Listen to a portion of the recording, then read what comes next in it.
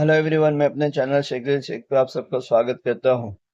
जैसा कि आप लोगों को पता ही है कि एक बहुत ही भोला सा दिखने वाला शख्स जिसका नाम राघव चड्ढा जी है, वो बीजेपी में शामिल हो गए हैं। एक जमाना था जो वो कहा करते थे कि बीजेपी गुंडों की पार्टी है, और हमने इस बात को मान भी लिया था क्योंकि उनकी बातों को देख के लगता था कि वो तर्क वाला आदमी है। वो हर बात को बहुत ही गहराई से समझाने वाला आदमी है। वो शख्स ईमानदारी का एक पुतला है। वो शख्स हमें लगता था कि गरीबों का मसीहा है। वो शख्स हमें लगता था कि गरीबों की हित की बात करने वाला एक पहली बार संसद में कोई आदमी आया है। फिर आज वही आदमी आज बीजेपी में शामिल हो गया। अब हम जैसे गरीब लोगों को, हम जैसे मजदूर लोगों को क्या समझ में आए कौन हमारा अपना है। जो हमें अपना लग रहा था, जिसे बुरा कह रहे थे, आज उन्हीं के साथ चले गए। अभी इस बात तो समझ के पड़े हैं।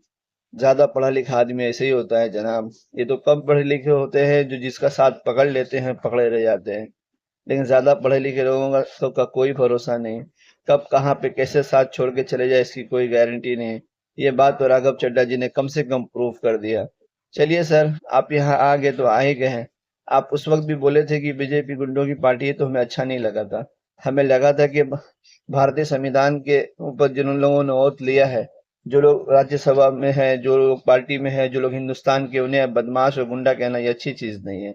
और आप उन्हीं के साथ आए हैं तो इसका मतलब कि वाकई में वो गुंडे नहीं थे। चलिए, आप आ ही गए हैं तो कम से कम हम गरीबों का मुद्दा उठाते रहिएगा। जिस तरह से आप काम कर रहे थे करते रहिएगा। ऐसा ना हो कि हम आप पे आस लगाए बैठे हैं और आप हमें ही कुर्बान करने के लिए तैयार हो जाए। आपने अपनी पार्टी को कुर्बान किया, वो तो चल जाएगा। सर, हमारे अरमानों को कुर्बान नहीं करना सर। हमारे जुस्तगू को कुर्बान नहीं करना सर। जिस तरह से आप गरीबों की आवाज उठाते थे, गरीबों के लिए काम करते थे, 200 का समोसा 10 रुपए का आपने करवाया। उसी तरह से इस देश के अंदर बहुत सारी महंगाई है।